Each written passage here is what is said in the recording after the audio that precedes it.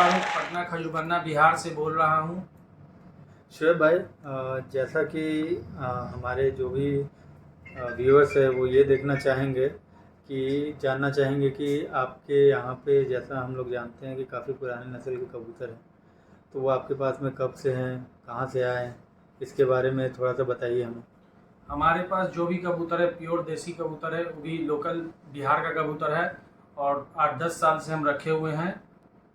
जो भी कबूतर है सब मेरा प्योर देसी है। और देसी कबूतर का पहचान है कि कबूतर उड़ते हैं तो पलटी भी लेते हैं, ठीक है। और देसी कबूतर का साइज़ दरमियाना होता है और बॉडी भी ज़्यादा हेवी नहीं होता है। प्योर जो देसी कबूतर ब्लड लाइन में होगा। और नस्ल की जहाँ तक बात है तो नस्ल पहचानने का साफ बात है, अगर चीनी है तो चीनी का आँख भी वाइट रहेगा, रिंग भी वाइट, और लोल और चंगुल भी वाइट रहेगा। और कलचोचा में भी चीनी आते हैं जिनका लोल और सब कुछ काला रहेगा और आँख के ऊपर का रिंग भी जो होगा वो भी ब्लैक रहेगा। सबसे ऊपर में जो रिंग होता है ये कलचोचा चीनी का पहचान है। अगर कोई इसी तरह से कोई भी नस्ल का यही पहचान होता है।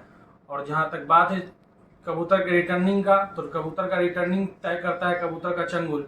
और जितना बड़ा नाखून का कबूतर होगा और चंगुल जितना सुर्ख लाल होगा या फिर जामनी होगा या ब्लैक होगा, उस कबूतर का 110% वापसी है। वो कबूतर अपने घर से कभी नहीं जाएगा।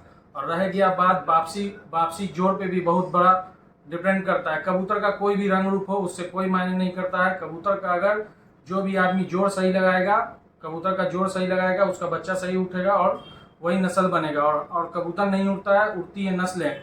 अपने घर का ही नस्ल उड़ेगा। और नस्ल बनाने के लिए सबको सीखना चाहिए। जो लोग नस्ल बनाएंगे वही जीत पाएंगे। और नस्लें ही उड़ती है, कबूतर नहीं उड़ता है। अब कोई भी अगर आदमी सोचता है कि मैं डोज दे दूं, या फिर कोई भी आदमी सोचता है कि मैं कुछ नुक्सा पे उड़ा लूं, तो कबूतर उड़ेगा नहीं। सिवाय ज़ाया होने के कोई फ़ायदा नहीं, सिर्फ ज़ाया होगा वो कबूतर। तो शोएब भाई, जैसा कि आपने काफ़ी इम्पोर्टेंट बात हाईलाइट किया है कि कबूतर नस्लदार होने चाहिए। आजकल बहुत सारे लोग जो है कि देसी कबूतर में बाहर का नस्ल भी मिक्स कर देते हैं, जैसे ट्रिपलर मद्रासी क्रॉस कबूतर बनाने के लिए। तो जो कि बहुत सारी कमेटियाँ आज के डेट में बैंड कर रही हैं, उसके ऊपर में एक्शन ले रही हैं। और जिससे जो भी देसी कबूतर के प्रेमी हैं, शौकीन हैं, वो लोग का दिल छोटा होता है, वो लोग पार्टिसिपेट नहीं करते हैं खुल के। तो इस बारे में आपकी क्या राय है? मेरी राय यही है कि सब आदमी को देसी ही उड़ाना चाहिए और देसी कबूतर ही सबसे ज़्यादा और अच्छा उड़ता है। मेरा मानना है देसी कबूतर है जो 10 घंटा भी मार सकता है, अगर आप उसको सही से ट्रीट करते हैं तब। और वो उसका अपना खुद का उड़ान होगा, कोई भी डोज देने से नहीं उड़ेगा। बिना डोजी के उड़ के आएगा। और सिर्फ गेहूं पे भी उड़ाना चाहिएगा तो भी उड़ के आएगा। कोई पिस्ता बादाम बकरी का दूध और किसी चीज़ की ज़रूरत नहीं है। कबूतर नस्ल उड़ता है और नस्लें ही उड़ेगी, बाकी कुछ नहीं उड़ता। और नस्ल बनाने के लिए सीखिए, सबसे पहला बात है जोड़ लगाने का। जोड़ लगाइए, कोई भी रंग रूप का कबूतर हो, इससे कोई मतलब नहीं है। बस इतना देखना है आपको कि चंगुल का कलर अच्छा होना चाहिए। जिस नर का दुम खुला हुआ है उसके साथ बंद दुम की मादिन सपोर्ट कीजिए, गारंटी है उसका बच्चा कभी आपको हट नहीं सकता है। अगर हट गया तो जो बोलिएगा सोहरने के लिए हम। अगर किसी मादिन का दुम खुला हुआ है तो उसके साथ बंद दुम का नर डालिए, और गारंटी है वो बच्चा घर वापसी आएगा। जितना देर मान ले, जिस कली का भी रहे, एक कली का भी रहेगा तब भी आएगा, 0 पर में भी उड़ के आएगा। रिटर्निंग रिटर्निंग इसी तरह से होता है, किसी आँख का भी हो। शोएब भाई, ये बहुत ही आपने इम्पोर्टेंट बात कही है अभी, जो दुम की बात कही है। और ये जो भी नए कबूतर प्रेमी हैं उनके लिए काफ़ी इम्पोर्टेंट है और काफ़ी इन्फॉर्मेटिव ये वीडियो होने जा रहा है। शोएब भाई, अब हम लोग ये जानना चाहते हैं कि बहुत सारे लोग के मन में ये रहता है कि कबूतर जो बाजी देते हैं उनकी उड़ान कम होती है। नहीं, इस बात से आप क्या, इस बात के बारे में क्या मैं कहना इस चाहते बात हैं? से सहमत नहीं हूँ, 99% सहमत नहीं हूँ। अगर कोई कहते हैं तो दम गलत कहते हैं। बाजी मारने वाला कबूतर मैं 9 घंटा 8 घंटा उड़ा के दिखा दूंगा, ये बात दम गलत है। जो बाजी मारता है वही कबूतर सबसे बढ़िया उड़ता है और वही प्योर देसी कबूतर होता है। बाकी तो सब क्रॉस है, कोई संभल का लिया है वो भी क्रॉस करके निकाला हुआ है मद्रासी ट्रिपलर से। और क्रॉस कबूतर का जो बात होता है, उसका सर माथा उसका बड़ा होता है और गोल होता है माथा, पकड़ते के साथ पता चल जाएगा। नाक उसका मोटा होगा, अक्सर लोग कहेंगे कि संभल वाला है, लेकिन वो कबूतर क्रॉस है। देसी कबूतर का अक्सर आपको नाक छोटा मिलेगा और सर उसका चपटा भी रहेगा तो गोल भी रहेगा, तो छोटा गोल में रहेगा, उठा हुआ नहीं रहेगा वो।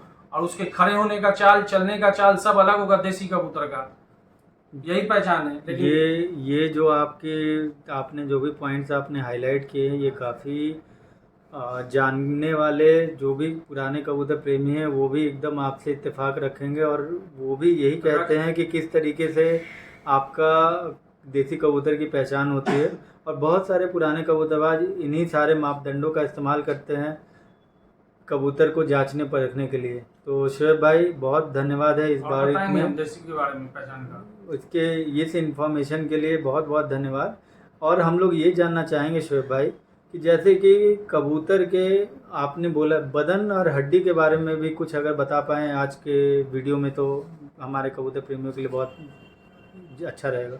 हड्डी कबूतर का जो होता है, हड्डी खड़ा होना चाहिए, कश्ती की तरह होना चाहिए, कश्ती नुमा इस तरह से होना चाहिए उसका हड्डी नीचे की ओर निकला हुआ, और जोड़ और हड्डी के बीच में 1 उंगली ऐसे या फिर 1.25 उंगली तक का गैप होना चाहिए।